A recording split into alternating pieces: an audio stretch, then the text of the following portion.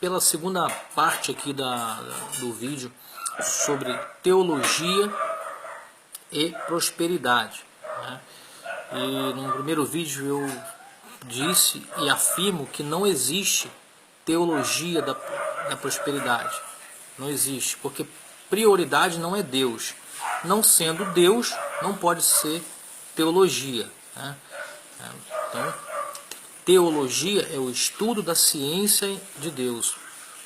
E prosperidade é uma consequência natural de qualquer ser humano, né, que se dedica.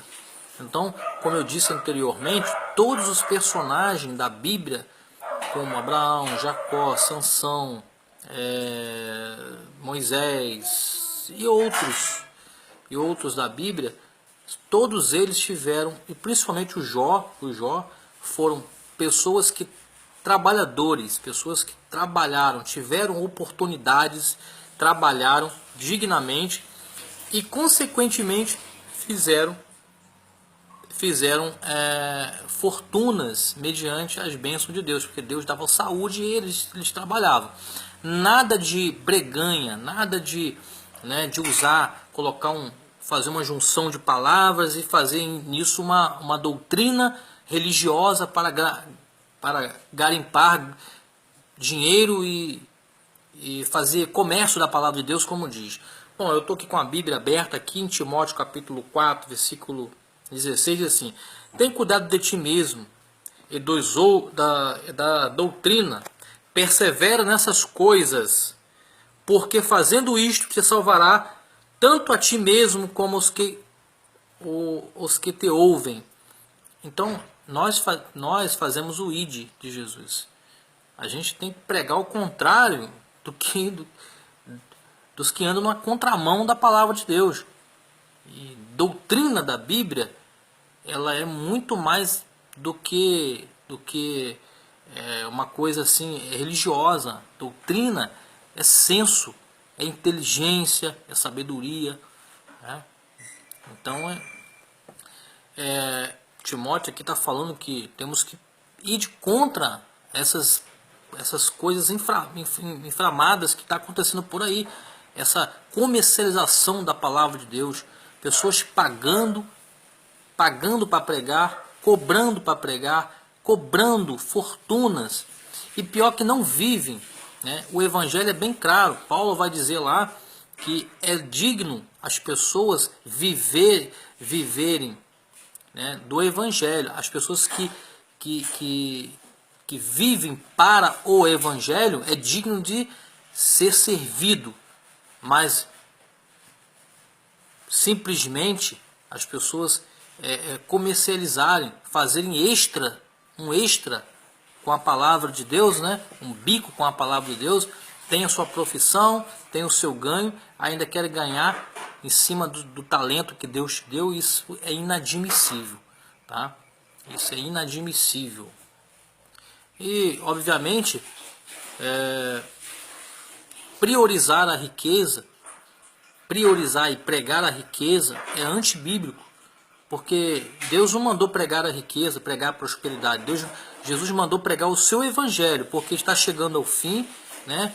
João Batista diz: anunciai, né, o reino de Deus, porque já é próximo o seu fim, é próximo os últimos dias. Veja o que está escrito lá em 2 Timóteo, no capítulo 6, do versículo 9. Mas os que querem ser ricos caem em tentação e em laço, e em muitas concupiscências loucas e nocivas que submergem aos homens na perdição e na ruína. Olha o que está acontecendo no nosso Brasil.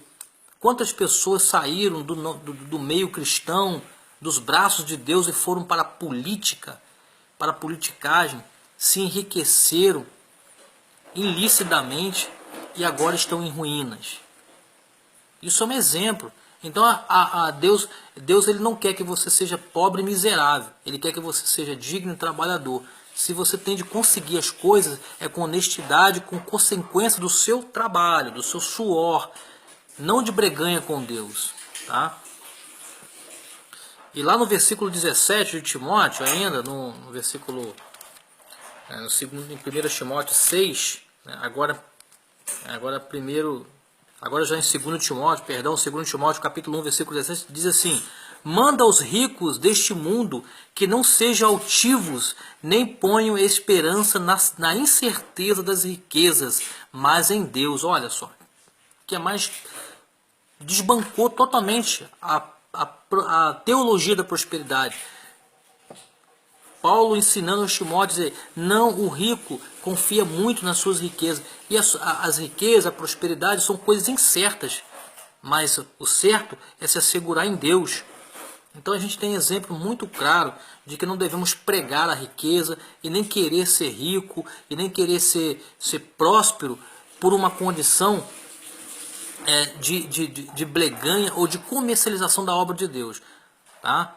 Então é sobre isso que eu venho falando nesse segundo vídeo aqui, para fazer, porque no outro não deu, para fazer o checkmate. Não devemos pregar nem priorizar a prosperidade, tá bom? Veja só, para completar aqui, acompanhando a Bíblia aqui, no capítulo 6 do primeiro e segundo, fala muito sobre isso. E diz assim no versículo 11 do 1 Timóteo 6,11: mas tu, homem, foge dessas coisas, segue a justiça e a piedade, a fé, a caridade, a paciência e a mansidão. Versículo 10 diz assim: porque o amor do dinheiro é a raiz de toda espécie de males, e nessa cobiça alguns se desviaram da fé e se transpassaram a si mesmos com muitas dores. Eu fico pensando, pessoal, uma coisa interessante. Isso aí é um exemplo bem claro de quantos pregadores, pastores, pessoas evangélicas que cantavam, louvavam, desbandaram para o mundo da politicagem, para granjear mais, para ficar mais, ganharem mais dinheiro, e acabaram se desfalecendo na sua fé, cauterizando a sua mente, perder a essência de Deus. Isso é notório. Portanto, não existe teologia da prosperidade. Prosperidade é consequência de trabalho. Deus é Deus de gregos, judeus, gentios, é Deus dos pobres, é Deus de todos. Deus dá o sol para todos. Não cabe a nós colocar Deus, né, o amor de Deus em condições financeiras. Deus não vai deixar de ser mais Deus ou menos Deus porque eu dou ou não dou dízimo ou não dou oferta. É obviamente que a Bíblia diz bem claro que não devemos ser avarento, mas não devemos pregar a prosperidade e colocar o amor de Deus à prova para ganharmos dinheiro. E há pessoas, há pregadores que pegam um texto lá dentro do livro de Coríntios, que eu não me falha a memória aqui, que é lícito, né, que as pessoas contribuem, dividem as suas heranças, os seus bens, com aqueles que ensinam a palavra. Mas aí eles só leem o versículo e não estudam o versículo.